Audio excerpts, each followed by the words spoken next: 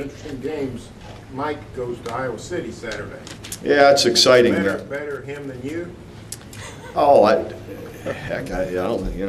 We've gone to other difficult places, haven't we? So, in fact, we go on the road here in a couple of weeks, and that's not real attractive. But in the end, emotionally for you, would you rather? You know what? In the end, it's pretty neat. Our memories there. You think about it. There was one of us for 10 years playing.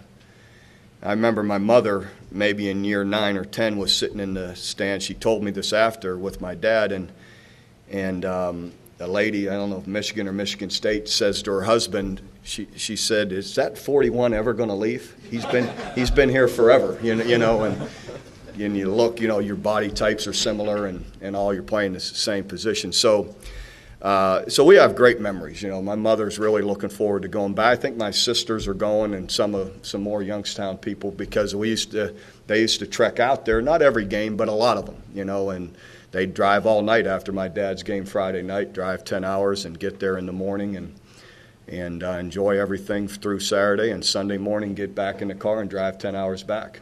So, but we have just great relationships there, as I know everyone's talked about. I'm, again, very good friends, all of us, with Kirk Ferentz, the head coach there. And in fact, I saw him there not long ago, and just very close relationships with everybody there. When you're there that long, you have great ties. So I know Michael, in the end, though, it'll be, I'm sure, funny going into the stadium and bring back a lot of memories. But you know how everybody, it gets down to straight business. Once it's time to get going, all you're focused on is you're really oblivious to where you're playing. You're just looking at that 100 yards of field and what you're doing.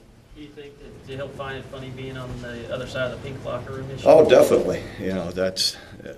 But again, you're only in there a short period of time, and then you're out in the environment competing, and he'll do that well. So you wouldn't be opposed if worked out scheduling? I'd rather not. Just in the end, you don't.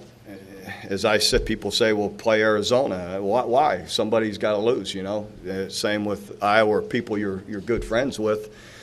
Unless you're meeting them in a championship game, it's not worth it. If you're meeting them in a championship game, I look at it the reverse way, that someone's got to win.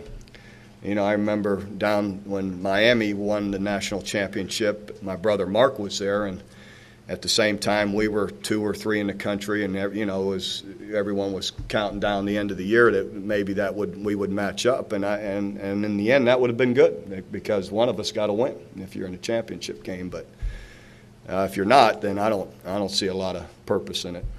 Is Brody Eldridge getting reps in practice at both tight end and center, or did you get good enough play out of Hayburn and have backups where you can leave Brody at tight end only? Yesterday he was at tight end only, but he'll, periodically he'll take a few in there.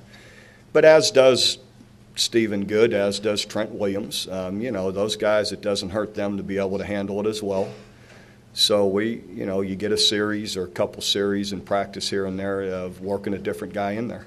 Do you like the way the schedule sets up now, that you got Tulsa, then you get an open week, and then that you have an open week sandwich between them?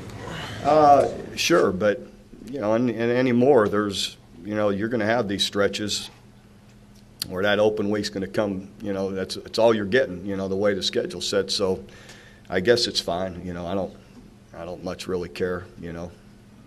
Do you have a tendency, you've only played 2 games, but with Ryan having a big game last week, do you have a tendency to maybe to know we can get out of him and you go to him more, or do you try to have yourself say, we got to find that other guy, so let's make sure we throw it to whoever else is in that receiver? Everything just is predicated on how guys do in practice and when they get their opportunities, how they play. And, so far Ryan has played really well. And so that's where you're at. But you continue to bring along the other guys. Everyone thinks, well, it's just in games. Those guys are going to take 100 snaps at practice every day too, one way or another. So you're constantly developing them. Bob, it's obviously a disappointing start for Sam, but can you talk about the leadership he's continued to show while sidelined? Yeah, he's just a great team guy. I know he's given Landry a lot of support, and he, and his fire, his spirit's still there with the team, and his presence, still around practice every day and in the locker room, and he does all that he can, and he's awfully good at it. What, Jermaine, what do you do with him, I guess, to keep him involved? Is he Yeah, that's, again, he would have been out there Saturday had he not been on crutches, and then had it not been so recent. It's just pretty dangerous. Our sidelines aren't very big. And so he can get, could have easily not been able to get out of the way, and, it's too dangerous for him to be down there last week. So, and we'll see this week whether he's still on crutches or, how that goes. But he's around, he's in practice, and he's doing the same thing. He's providing what leadership he can. Talk to him? I mean, I know he's got a Sure. good point about I'm just incredibly disappointed for him.